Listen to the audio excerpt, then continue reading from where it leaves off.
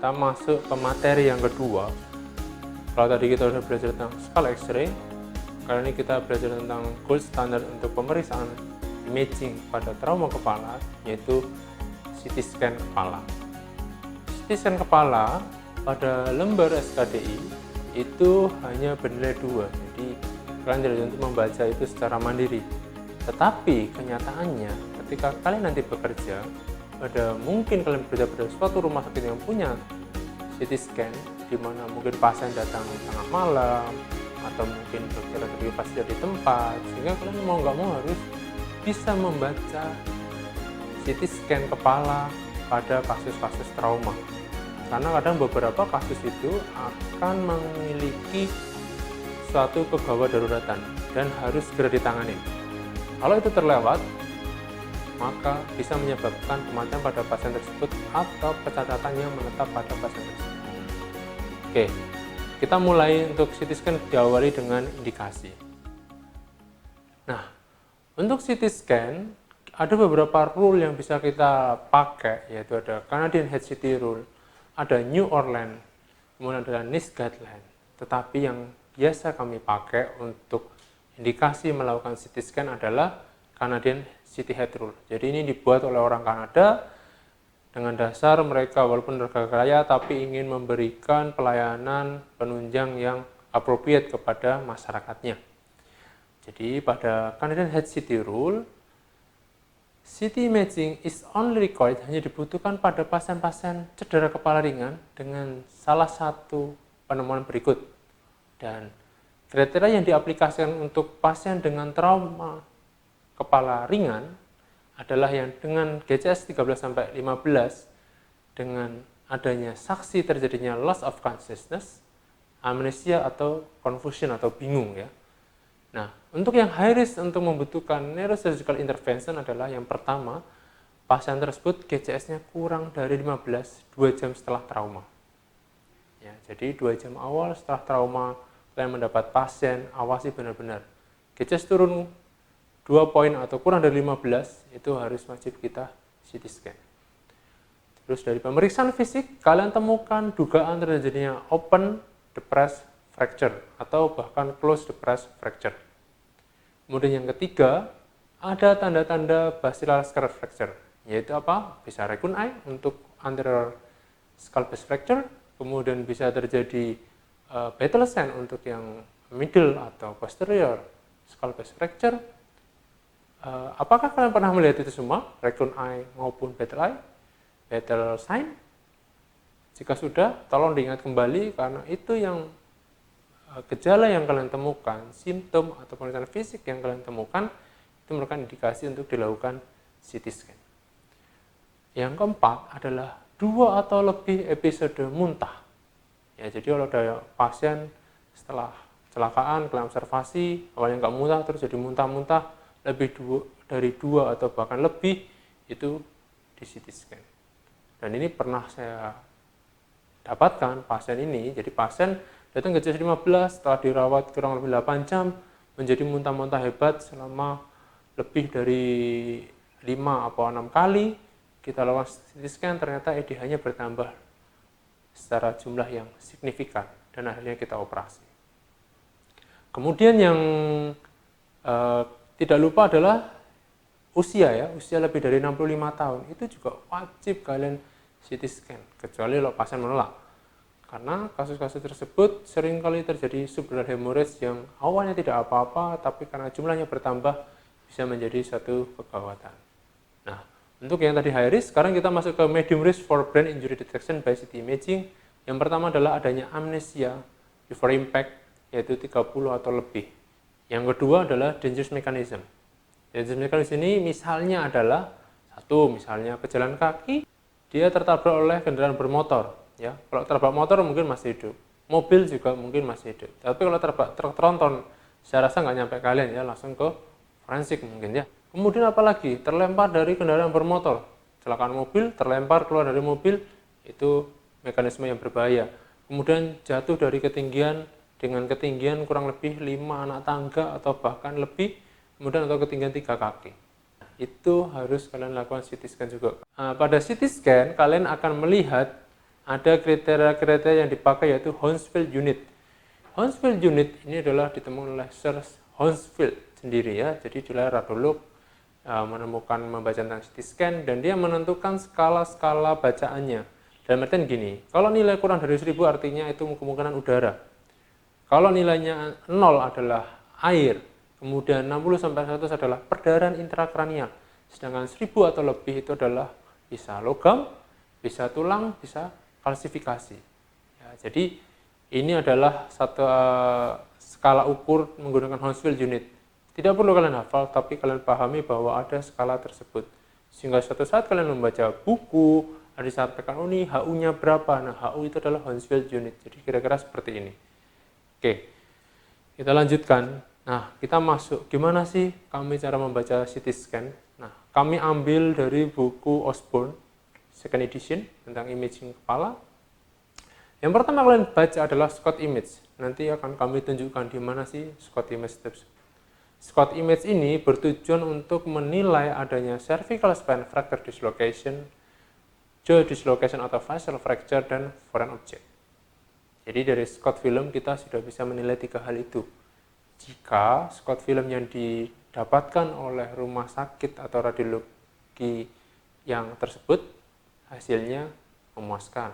Tapi kadang ada yang motongnya kecil sehingga untuk cervical spine fracture-nya nggak ketahuan, jaw dislocation juga tidak tampak. Nah, yang kedua yang kita baca adalah brain windows. Brain window adalah gambaran tentang otak. Yang pertama kita lihat adalah dari luar. Kita baca biasanya dari luar ke dalam. Yang luar adalah swelling, jadi soft tissue swelling. Ada nggak soft tissue swelling? Di mana? Di subgalia? Ataukah di supraosteal? Atau di mana?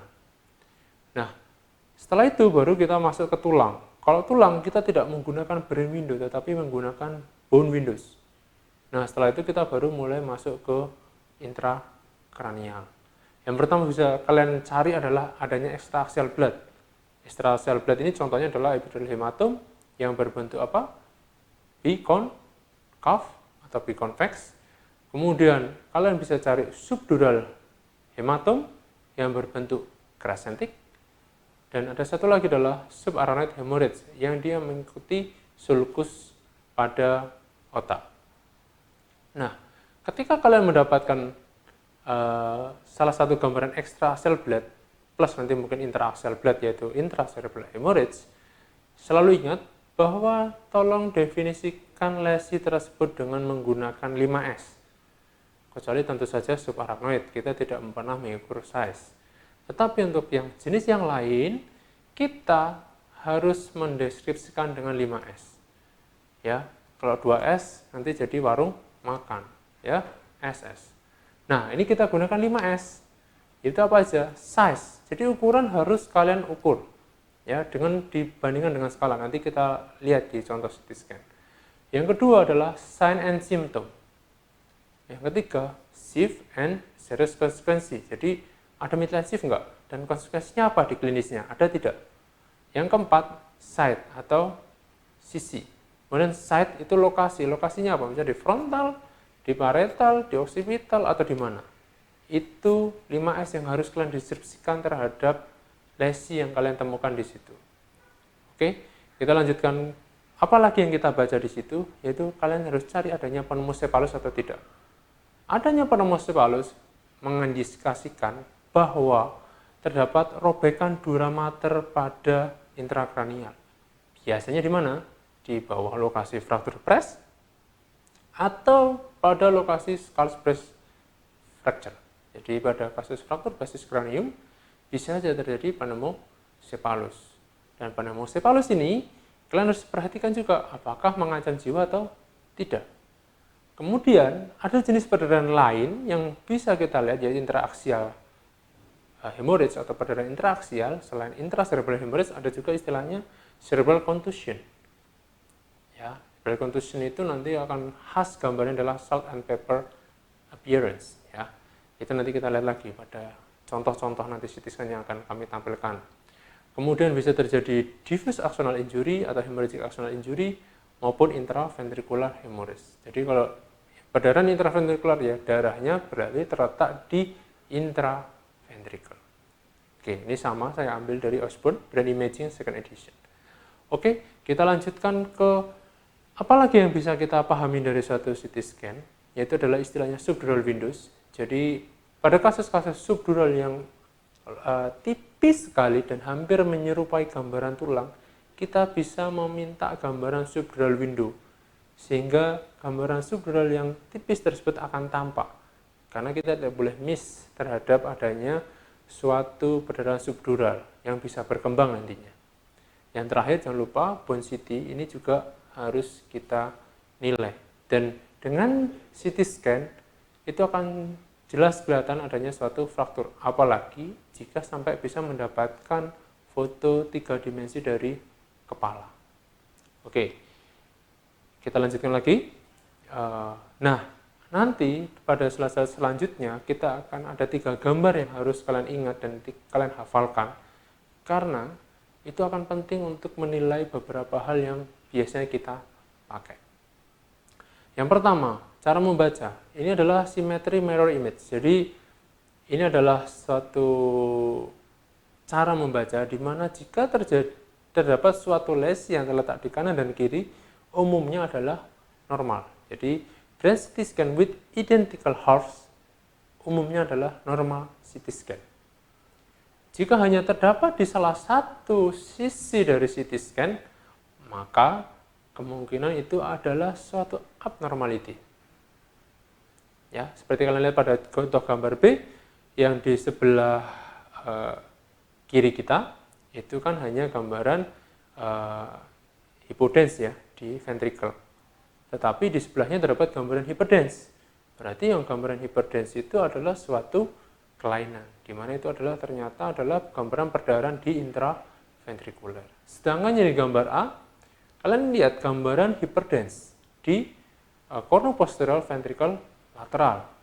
Nah, ada di kanan dan ada di kiri. Ini bukan satu kelainan, karena itu merupakan klasifikasi dari plexus choroid. Tetapi bukan berarti pula setiap yang gambaran hyperdense di ventricle kanan dan kiri itu merupakan pasti normal. Tidak, bisa saja terjadi intraventricular hemorrhage juga di kanan maupun kiri. Tetapi kalau sampai ada kanan dan kiri, kemungkinan adalah normal. Gambar yang kedua yang harus kalian ingat, yang pertama adalah ini, gambar ini. Ya. Kalau saya ditanya, dok, ini pertandanya apa ya? Kok bisa ini harus ngapalin? Oh ya, jadi foto ini kita pentingnya adalah untuk menilai suatu midline shift. Jadi kalau kalian nanti mendapatkan suatu CT scan, untuk mencari midline shift, cari gambar ini.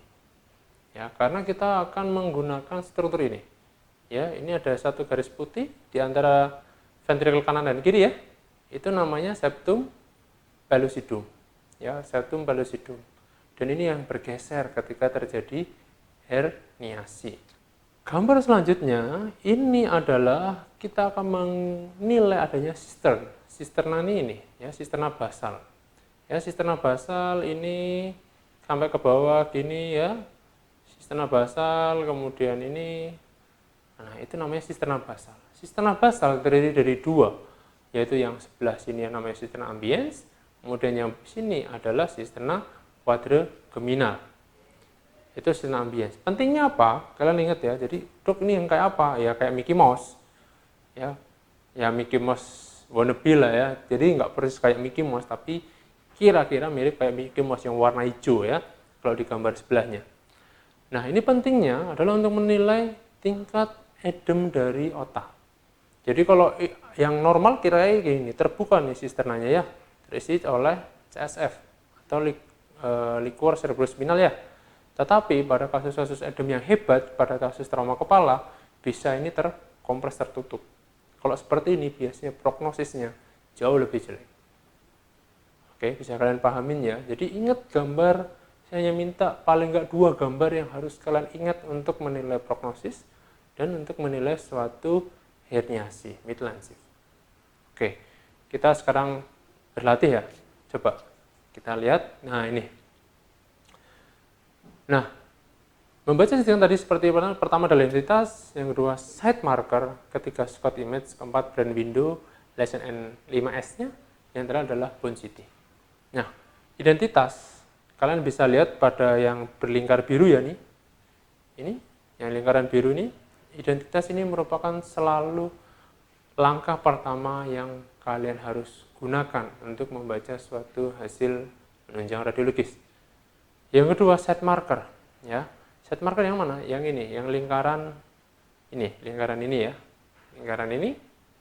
Oke, nah itu adalah set marker, kanan atau kiri. Ya biasanya tulisannya kalau nggak R, L, atau RAH, LAH, pokoknya kalian harus lihat ini kanan atau kiri. Yang ketiga adalah Scott image. Ini Scott image kebetulan bagus ya. Ini yang Scott image yang ini yang merah, ini namanya Scott image. Jadi selalu nomor 1 itu namanya Scott image. Dan kalian bisa lihat di sini, harusnya kalian kalaupun ada fraktur atau dislokasi di daerah kranioservikal, kalian bisa lihat. Untuk mandibula mungkin kadang beberapa kelihatan atau tidak, tetapi ini bisa kita lihat apakah kira-kira ada dislokasi nggak di kranioservikalnya atau bahkan di servikalnya. Sebelum kita minta penunjukan spesifik untuk CT scan servikal. Keempat adalah brain window. Kebetulan pada kasus ini, bisa kalian lihat di sini ya, nih, ada gambaran hyperdense berbentuk biconvex, ya, yang dimana pasti kalian tahu ini adalah satu gambaran epidural hemorrhage. Tetapi, seperti yang sudah kita sampaikan sebelumnya, harus kita sebutkan cari 5S-nya. Berarti harus kita mulai bisa mengukur berapa volumenya. Untuk volume, yang kita ukur hanya kasus EDH dan ICH. Untuk kasus SDH, kita hanya mengukur ketebalan dari perdarahan subdural tersebut terhadap tabula interna. Oke, diingat-ingat, saya ulangi sekali lagi, bahwa untuk volume yang kami ukur, terutama untuk kasus intracerebral hemorrhage dan epidural hemorrhage. Untuk subdural hemorrhage, kita hanya mengukur ketebalan dari perdarahan subdural. Oke. Nah, untuk mengukur volume, rumusnya, basicnya adalah A kali B kali C dibagi 2. Di mana A adalah panjang, B lebar, C adalah tinggi.